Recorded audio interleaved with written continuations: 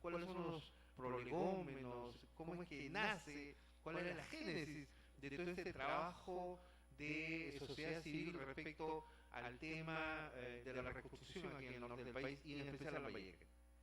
Mira, Edwin, permíteme, no es una aclaración, pero en todo caso una precisión. Creo que sería bueno que invites también al programa a representantes institucionales que han estado trabajando en el tema.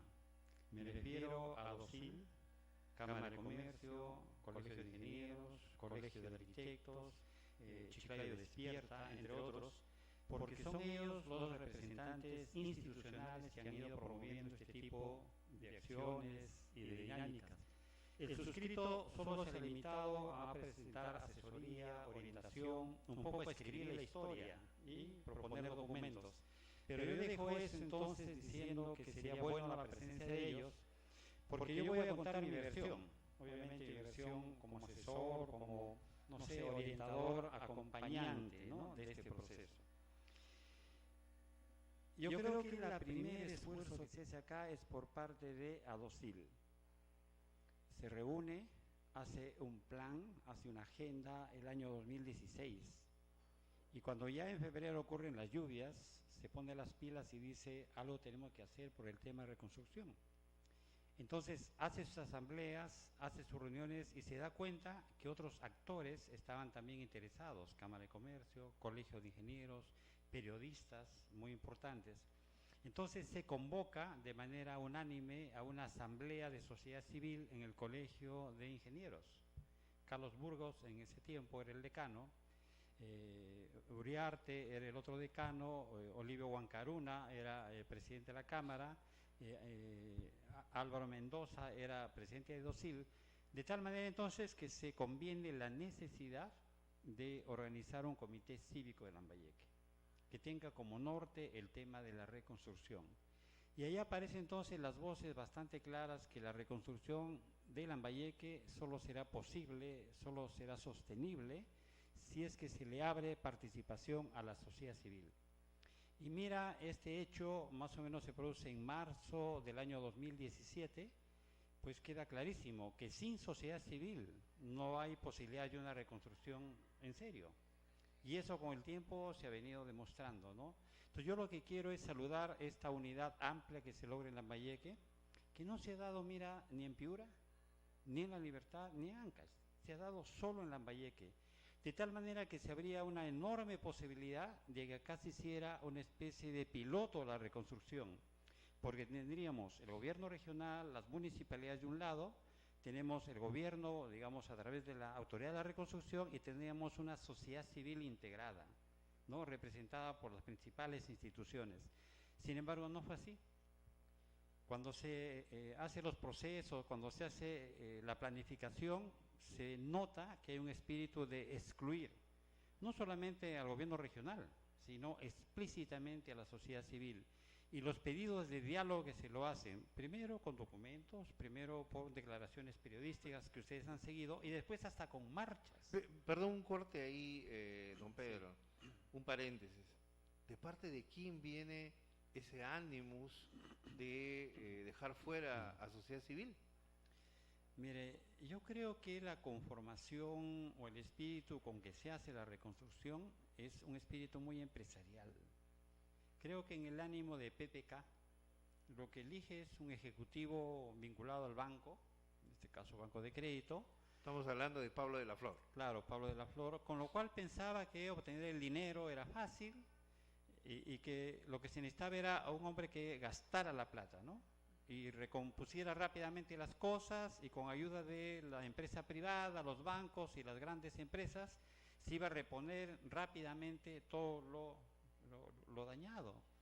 Entonces yo creo que ahí hay un espíritu. Entonces esta mirada empresarial obviamente está acostumbrada a ningunear, ¿no?, a sociedad civil, y especialmente a ningunear a la sociedad civil provincial y a sus técnicos y a sus expertos y a los niveles de gobierno también locales, ¿no? Ahora, hay un problema.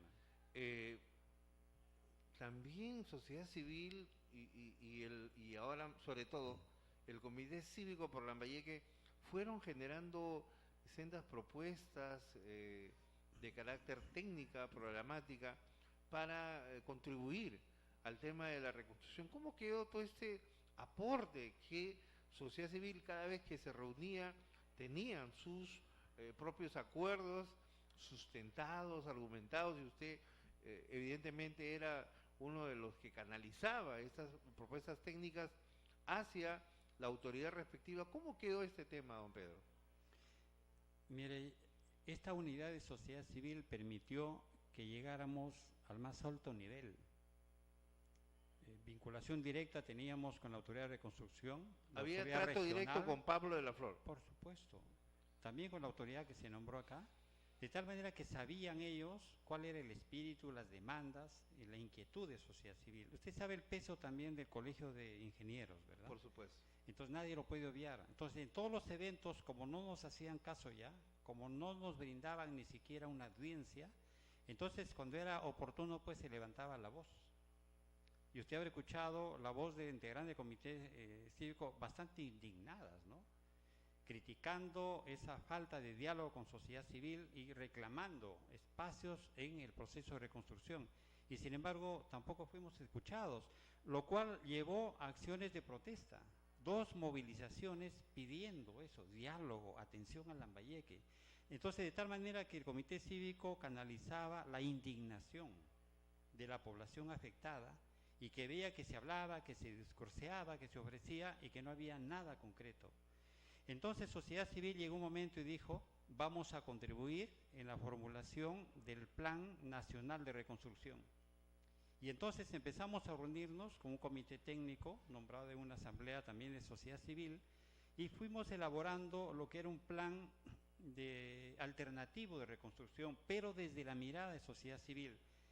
Usted sabe que es difícil eso, ¿no? Hacer eso con trabajo voluntario, con gente que daba y regalaba su tiempo, no hay financiamiento para nada. Entonces, y lo difícil que es dialogar entre sectores. Totalmente ad honorem. Ad honorem. Y además sin apoyo de nadie, con una mirada distante de la propia autoridad de reconstrucción que veía con recelo este tipo de iniciativas, pero se logró, mire, los primeros días de junio de 2017, presentarle a la autoridad de la reconstrucción un documento que era el Plan Estratégico de Reconstrucción desde sociedad civil. Entonces era toda una propuesta ya integral, que remataba en unas 16 demandas de sociedad civil, pero además tenía enfoques, tenía recomendaciones, tenía puntos de vista, que yo creo que la autoridad que hubiera querido hacer bien su trabajo, los ministros que debieron mejorar las cosas y nuestros congresistas le hubieran dado mayor valor a esto. Ahora, esa es una pregunta que quisiera hacerle, o sea, perfecto, en ese contexto donde el comité cívico trataba de hacer su mejor esfuerzo hasta tal punto que generaron un plan estratégico fundamental que de alguna manera debería ser en cierto modo un acercamiento de lo que sociedad civil y la población en general requería aquí en Lambayeque. Pero, don Pedro, ¿cuál era el trabajo o el papel de los congresistas? Aquí en Lambayeque tenemos 5 congresistas de la República. ¿En qué consistió su aporte? ¿Hubo algún nivel de diálogo, de coordinación con ellos? ¿Asumieron por lo menos algún tipo de compromiso por Lambayeque o no existió? Mire, en un conglomerado tan complicado es difícil pues llegar a consensos, ¿no? Cuando se hablaba de incorporar a los congresistas para sumar fuerzas, habían entonces posturas pues distintas. Algunos decían que los congresistas más que sumar, restaban. Bueno. Y otros congresistas igual pensaban que vincularse a sociedad civil un poco conflictiva, reclamante, también les restaban a ellos. Entonces, por ambos lados había cierta exclusión. Sin embargo, han habido algunos congresistas que en algún momento han estado con nosotros, ¿no? Han estado en la pelea, han saludado esto, no se han opuesto, de tal manera que a mí me parecía que Lambayeque presentaba una unidad frente al Estado. Y más todavía cuando hacemos una asamblea en el ámbito del gobierno regional y en las demandas que presentamos ahí, que son expuestas ahí por el comité cívico, pensábamos que el gobierno regional iba pues a sentirse aludido, iba a rechazar algunas, porque el gobierno regional ha tenido una actitud bastante pasiva, ¿no? Bastante indiferente respecto a este proceso. Pero lo que hizo en ese tiempo el gobernador regional lo leyó, le pasó el documento a su gerente general, él le pasó a otro funcionario más y vimos que movieron la cabeza y dijeron, ¿y por qué no lo firmamos nosotros? Y esas demandas también fueron firmadas por los máximos representantes del gobierno regional, lo cual nos alegró sobremanera, por encima de ciertas opiniones que se generaron. Al margen de discrepancias. Claro, que esas firmas restaban. Así es. Para mí me pareció espectacular que Lambayeque por primera vez se pusiera de acuerdo en firmar un documento con su gobierno regional, con algunas municipalidades y con entidades tan representativas como la Cámara de Comercio, el Colegio de Ingenieros y ADOCIL. Con eso entonces pensábamos que era suficiente para ya entrar a un diálogo como lambayecanos con la Autoridad de la Reconstrucción. Pero la Autoridad de la Reconstrucción nos cerró las puertas. Venía directamente, hacía una asamblea, invitaba de mala gana a la autoridad regional, no nos invitaba ya al comité cívico para nada, lo hacía de manera última, los alguna ignoró institución y nos ignoró. Tanto que Álvaro Mendoza en 2 eventos tuvo que pararse en plena asamblea y presentarse y reclamar que por lo menos le den unos minutos para hablar. Entonces, dejar de lado a sociedad civil ha sido un pecado capital para este señor Pablo de la Flor. Debilitó su acción, le restó credibilidad y sentaron las bases para que después, ¿verdad?, por un exabrupto que él tuvo de criticar tan acremente a los gobiernos regionales, estos se reunieron y simplemente pidieron su destitución. Con lo cual, pues, también se retrocede, ¿no?, porque ya había acumulado experiencias, estaba en toda la dinámica, y el cambio de un jefe ejecutivo, pues, retrasó otra vez los procesos, ¿no? Ahora, estamos ya a 2 años del tema de la reconstrucción y es que el país, don Pedro, tiene muy malas experiencias. Usted debe recordar el tema de Forsur, justamente en el sur del país, en Ica, que fue un total fracaso. Y ahora el tema de la reconstrucción, que en realidad no es ni por asomo, no ha sido ni por asomo una alternativa frente a lo que significó el daño, el perjuicio material, económico, irreparable de mucha gente en la región de Lambayeque. ¿Cuál es el balance que usted haría hoy de la reconstrucción en el norte del país y de manera especial en Lambayeque? Mire, quizás lo podamos graficar con un eslogan que tenemos ahora, ¿no? Se trata de una reconstrucción sin cambios y sin prisa. O sea, va terminando casi en una desilusión, porque a 2 años de ocurrido este desastre natural, digamos, en concreto, no hemos visto una capacidad de respuesta, una capacidad de gasto, una capacidad de articulación, tanto que ni siquiera hemos cerrado el periodo de emergencia.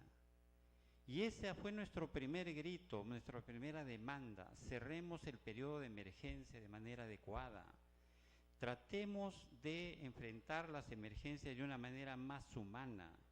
No limitemos la respuesta nuestra a repartir calaminas, plancha de triplay y metros de plástico, que eso ha sido una cosa indigna. Y que sin embargo hay autoridades que se han tomado fotografías, se han lucido, han presentado cantidad de informes.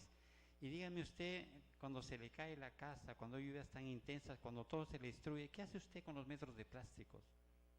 ¿Qué hace con sus planchas de triplay, con su calamina? Nada. No hay ni siquiera un kit de emergencia que el Estado haya repartido. Lo han hecho sí otras instituciones, privadas, religiosas, pero el Estado no lo hizo. Entonces, y aparte de eso, hasta ahora no cierra el periodo de emergencia. Usted sabe que tenemos cientos de familias que todavía no tienen acceso a casa y están 2 años. Entonces yo creo que ahí no escucharon la voz de la sociedad civil, no lo priorizaron, y usted sabe que eso se convirtió en un negocio, porque además nosotros decíamos, ¿por qué hacer cotizaciones tan altas, compras tan altas, si por 15.000 soles se le puede construir una vivienda digna rápidamente y por empresarios locales? Entonces, Capeco, por ejemplo, ofrecía costos más baratos y decía, eso debe generar mano de obra para la población y nosotros lo que haríamos es emplear a los mismos afectados para que sean nuestros ayudantes y hacerlo con ellos las casas. Pero no, usted sabe, se licitó y se hizo lo que ya nosotros conocemos, ¿no? Un gran negociado, y acá ha sido un problema porque ahora hay viviendas que se están por ahí, ¿no?, destruyendo, acabando, lo que significa pues que las cosas se hicieron mal también en ese tema, y ya en cuanto a la reconstrucción pues el tema es peor, ¿no? Ahora, ¿cómo es que finalmente, en qué quedó el Comité Cívico por Lambayeque y finalmente, qué es lo que sociedad civil está haciendo hoy frente a esta inercia, esta falta de sensibilidad, esta falta de hasta de empatía, podríamos decir, por el otro, de parte del gobierno, porque en realidad ese es un tema que no le vemos una solución al corto plazo. Entonces, frente a eso, ¿cómo quedó el Comité Cívico por Lambayeque y qué es lo que sociedad civil está haciendo hoy? Sí, permítame decirle, mire, yo creo que sociedad civil y los que nos han seguido todo este proceso saben que tenemos una plataforma de acción unitaria en Lambayeque. Por ejemplo, sobre el tema tan sensible que es reponer los servicios de agua potable y alcantarillado, nosotros nos estamos pidiendo que la autoridad aproveche esa circunstancia para dar solución al tema del agua potable y alcantarillado que tanta falta nos hace. Entonces, un sistema integral de agua potable y alcantarillado que garantice agua potable las 24 horas del día para toda la población debe ser tenido en cuenta. Entonces, partimos del tema de reconstruir los daños para pensar en un proyecto que dé solución a los problemas. Pero eso pasa por 3 o 4 cosas previas, que también en el plan de reconstrucción lo decíamos. Primero hay que destrabar todos aquellos proyectos que están judicializados, paralizados, víctimas de coimas, corrupción, y donde el Ministerio de Vivienda ha tenido un papel fundamental.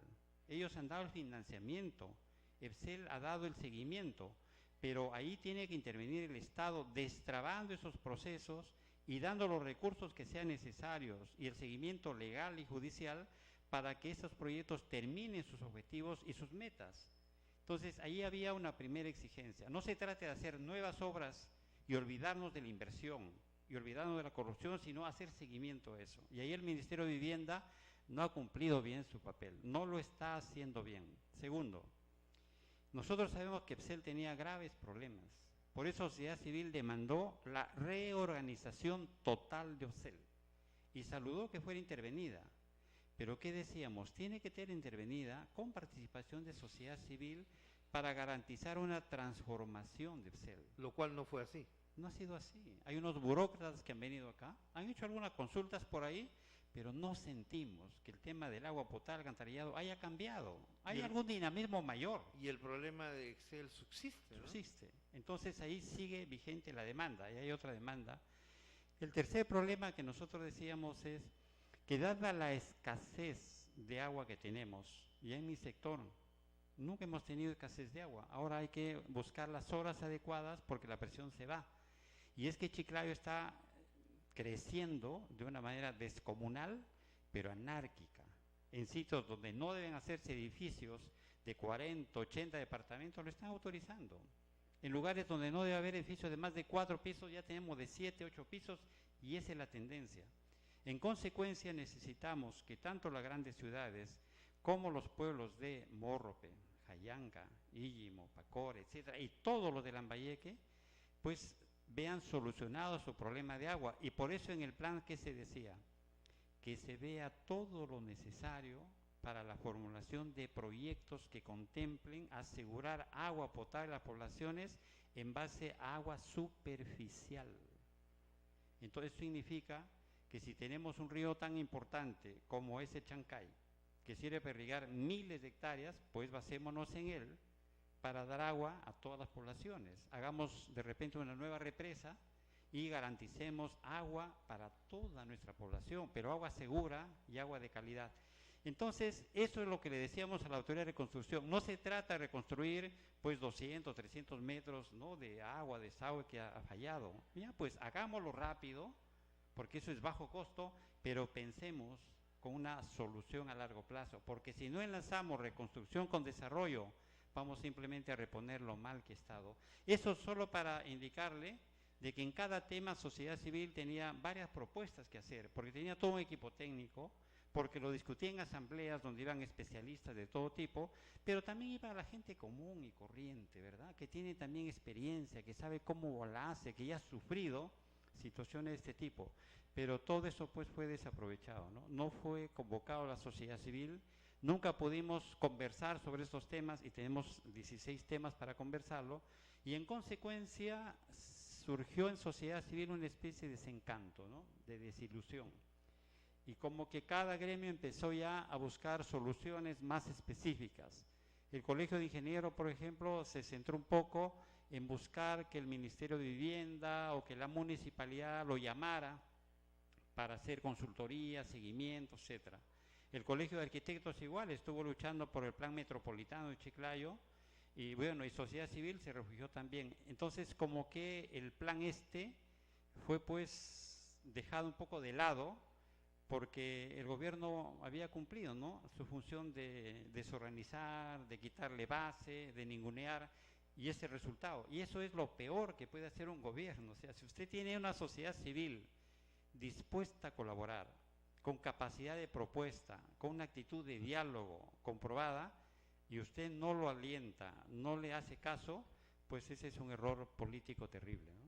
Y definitivamente, don Pedro, es lamentable porque justamente una de las cosas como se construye ciudadanía también es dándole poder a la sociedad para que desde ahí vayamos generando algún fermento de cambio cualitativamente en el tiempo que pueda, como usted muy bien decía, no solamente ser el soporte de planes de contingencia, sino también planes de desarrollo. De cara al bicentenario, del cual ya estamos, pues, ¿qué digo?, a menos de 2 años, ¿cómo visiona, cómo ve usted ese tema de la reconstrucción y en qué medida, bueno, Dios ha sido magnánimo, por lo menos con Lambayeque, porque hasta ahora, con estas últimas lluvias que han venido, la cosa no ha sido tan extrema, pero igual hay problemas por ahí.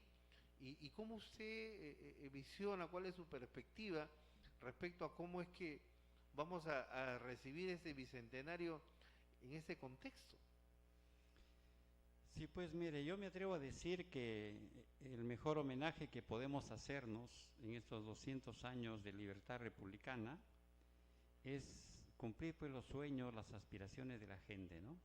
Entonces, por ejemplo, aquí en Lambayeque necesitamos dar solución al tema del agua potable y alcantarillado, que estamos mal. Parecemos un pueblo pues atrasado, ¿no? Un pueblo, digamos, de años atrás. No somos todavía una ciudad. Segundo, me parece que como una obra de prevención, la más importante que estamos demandando, y el plan lo dice, es el sistema de drenaje pluvial. No podemos seguir soportando. Es un tema que sigue pendiente, que ¿no?, las lluvias nos inunden de la manera tan despiadada como lo hacen. No es tanto la naturaleza, sino es la miopía de los gobernantes, la fuerza de las mafias, y no sé, esa indolencia, ¿no?, por el sufrimiento ajeno, que no los anima a que a la hora que hay recursos digan, esta es la prioridad. Si va a haber una lluvia de 2 o 3 años, porque sus organismos públicos lo dicen, que el niño va a ser en periodos más cortos, que las lluvias van a ser más fuertes, que viene el cambio, si sus propias entidades del Estado te están alertando de esa posibilidad, sería lógico entonces que a ese proyecto le des prioridad uno, pero no. ¿A qué le da prioridad el Estado? A la descolmatación, ¿sí?, de ríos, que usted sabe, el agua se las lleva todo el tiempo.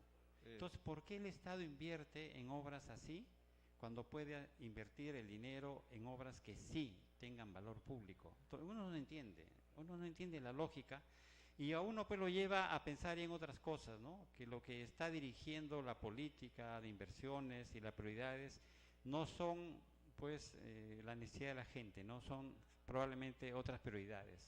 Ahora, don Pedro, la gestión del recurso hídrico en este contexto también es muy importante y hay, como usted sabe y conoce, hay un plan hidráulico para la región Lambayeque con la propuesta de no menos de 13 a 15 presas y represas que no solamente ayuden a contener los embates del agua, sino que represen esas aguas para ser aprovechadas en la agricultura. Pero hay un caso emblemático. El año 2009, el proyecto de la calzada se le declara de necesidad pública a través del Congreso de la República, valga la redundancia. Mire cuántos años han pasado y hasta ahora recién tengo entendido que están viendo el tema del expediente técnico, algunos estudios preliminares. Este tema en la calzada que permite embalsar las aguas del río La Leche, sobre todo más en este caso, pero que inundan permanentemente a Mochumí, Pacora, Tucumbe, Íllimo y también Jayanca y hasta Motupe, permitiría evitar justamente esos desastres que siempre que la corriente del Niño se hace presente genera no solamente en la parte agrícola, sino también en las ciudades, pero también a la vez permitiría almacenar esa agua para uso agrícola. ¿Cómo ve usted ese tema, don Pedro? Mire, esos temas también han sido tratados en el Plan Estratégico de Reconstrucción. ¿Está contemplado? Sí, está contemplado. ¿Por qué? Porque nosotros decimos que el tema de los ríos tiene que tener un tratamiento integral. Y un factor bastante importante es el tema de reforestar la parte alta de las cuencas, para que haya defensas naturales de esos cauces que han sido lamentablemente vital, talados y vital, destruidos. Vital. Hay una defensa natural, mire, que no puede ser reemplazada por el cemento. El cemento debe ser una cosa complementaria, aleatoria, adicional, pero no va a reemplazar jamás las defensas vivas, porque esta es la ecología, este es el diálogo con la naturaleza. Entonces lo que estamos pidiendo ahí es que haya un manejo integral de la cuenca. No basta hacer las obras en la parte de abajo. Lo que sería una gestión integral de las cuencas. Claro, porque abajo viene con todo el lodo, con toda la palizada, porque arriba no hay que lo contenga esa furia. Efectivamente. Entonces, por más que usted haga diques y superdiques y meta todo tipo de artificios técnicos, van a ser superados. Entonces el tema es ponerse de acuerdo con la parte alta para ver estrategias, mecanismos que ellos tienen de controlar la furia de sus quebradas y la furia de sus aguas. Creo que eso se hace básicamente con reforestación, con especies nativas. Segundo, se tiene que hacer un acuerdo con todos los agricultores y empresas que talan pues esas orillas de los ríos. Antes había una franja y hay legalmente una faja, ¿verdad?, marginal en los ríos que debe respetarse. Pero si usted va por los ríos, no hay faja, no hay nada de respeto, todo ha sido talado y la chacra llega hasta el borde del río. En consecuencia, el río apenas tiene una crecida, inunda, porque no hay un cauce natural. Entonces, eso también se tiene que dialogar con los empresarios, con los agricultores, con los campesinos, con la junta de usuarios. Y luego, pues, sentarse los técnicos para ver aquellos puntos críticos, donde, claro, el río ya necesita, digamos, una contención mayor, pero con muro de piedra, de hierro, de enrocado, que hay que hacerlas. Pero no todo puede reducirse solamente a esa obra. Hay un conjunto de acciones que hay que hacerlas y que lamentablemente no se las hacen. Por eso, dentro de ese marco, entonces, ¿sí?, de recuperación del río, de una defensa global de las poblaciones, está algunas represas, como la calzada, que cumplirían esta función, represar un poco la furia de las aguas para que no cause los destrozos. Pero justamente nos llama la atención que proyectos de este tipo le estén dando tantas largas, ¿verdad? Demasiado ya. Porque probablemente no hay tierras ahí estatales, no hay tierras que rematar probablemente, o no hay una gran empresa interesada en hacer ese proyecto, ¿no? Porque ahora los proyectos importantes siempre se le vinculan a corporaciones, ¿no? Eso es muy cierto. Finalmente, don Pedro, creo que sería interesante que usted nos dé una lectura también de lo que sería un poco el tan publicitado en su momento ordenamiento territorial, porque usted sabe, don Pedro, que definitivamente en la medida que los gobiernos subnacionales ordenen su territorio regional. Esto va a permitir un mejor manejo justamente de las cuencas, por ejemplo, pero sobre todo tener claro cuáles son las zonas ecológicas, las zonas económicas, las zonas comerciales, delimitar el potencial de toda una región, pero obviamente con el consiguiente acondicionamiento. ¿Cuál es su perspectiva de este tema, don Pedro, aquí en Lambayeque? Bueno, mire, lamentablemente es un proceso muy importante. Está ya en varias políticas públicas, hay recursos para Está eso, hay todo ¿verdad? un ministerio Está para contemplado. eso. Pero se lo está haciendo aquí en Lambayeque con tal lentitud que ya lleva 15 años este proceso. Bueno, eso es increíble. Y recién se ha elaborado la zonificación económica y ecológica de Lambayeque.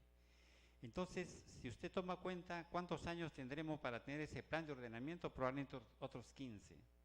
Y eso porque se lo hace con una lentitud, con una parsimonia, como que si se esperara que todo el territorio fuera ocupado, así a la diabla como está, reconfigurado al estilo como está siendo reconfigurado, y después ya que todo está instalado y constituido, que venga el plan.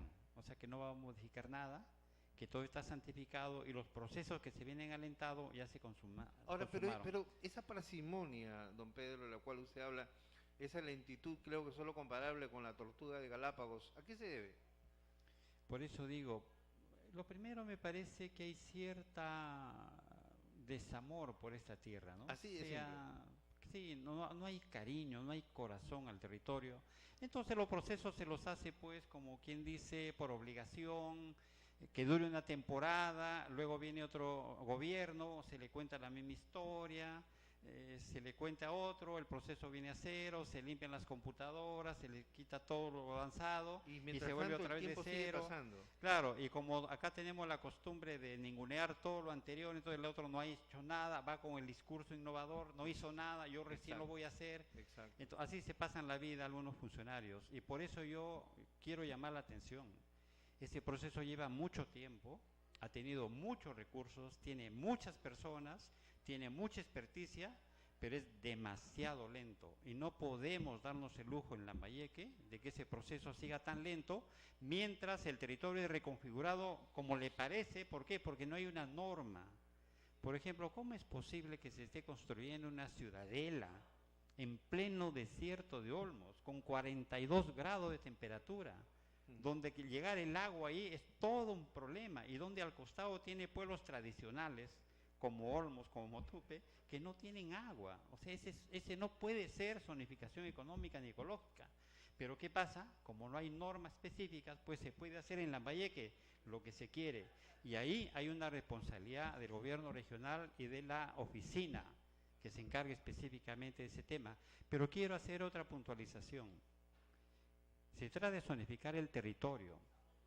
Y yo quiero alertar acá a la nueva administración que estamos perdiendo territorio o confirmando la pérdida de territorio con un total desgano, con una falta de regionalismo que a uno no sé, lo indigna.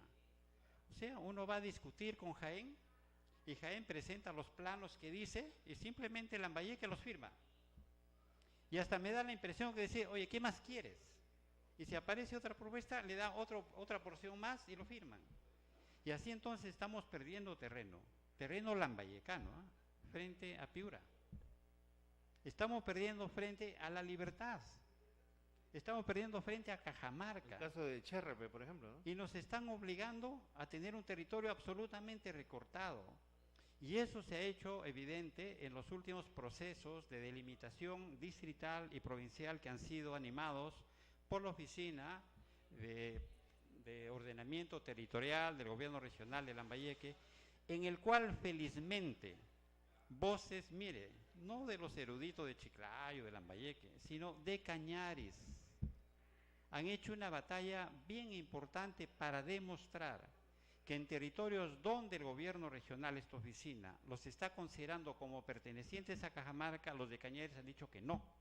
Son territorios de Cañaris, su gente es de Cañaris, se declaran de Cañaris y ellos tienen autoridad tanto comunal como política, comunal y política, por si acaso, sobre esos territorios.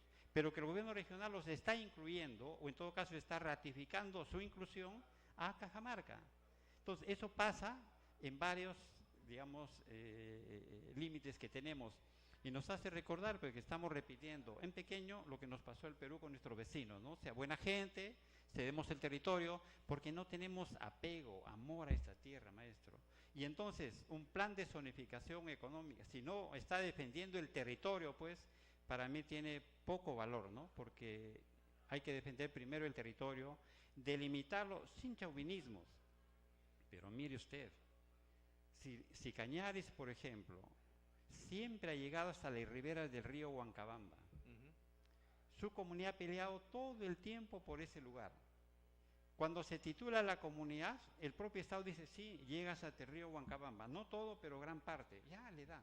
¿Por qué esos documentos no son recogidos por la autoridad regional que está haciendo el trámite y va con esos documentos a negociar con los amigos de Jaén, a decirle, mira, esto ha pasado?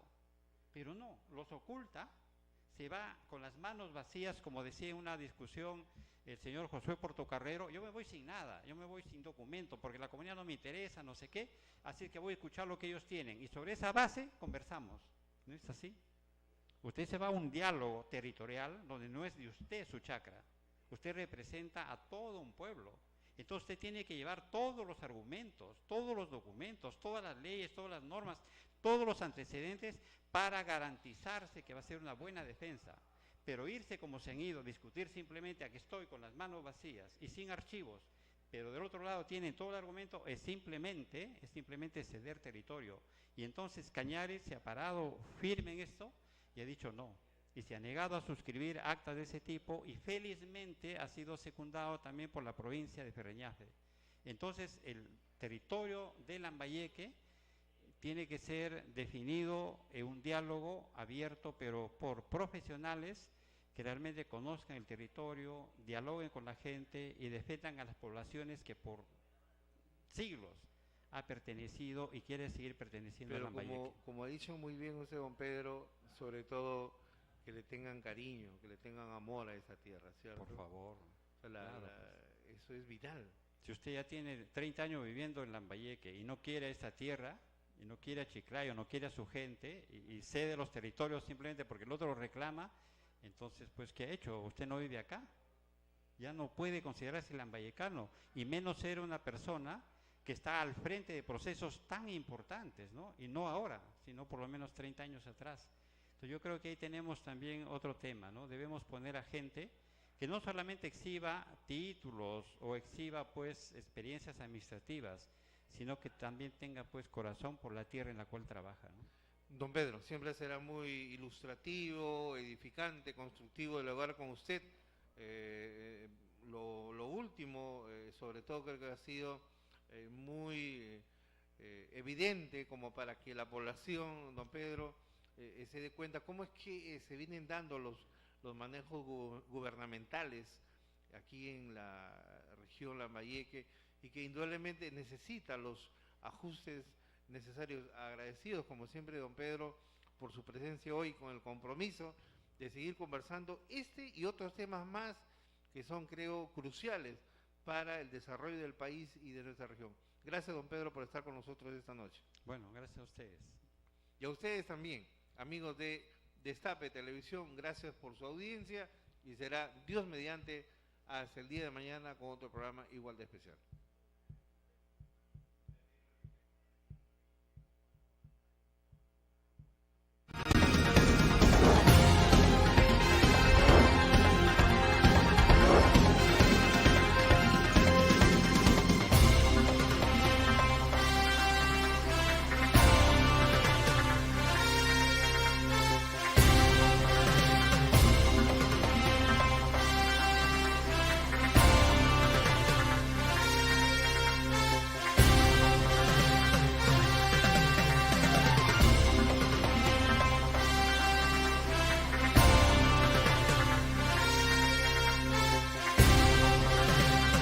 Proyecto Jurados. Justicia con sentido común en manos de los ciudadanos.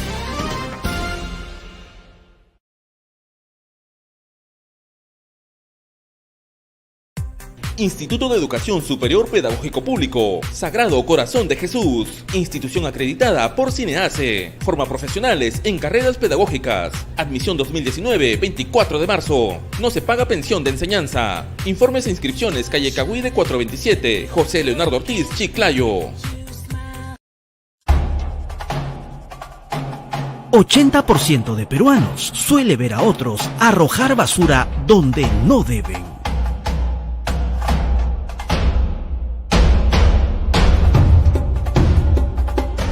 ¿En qué equipo estás tú?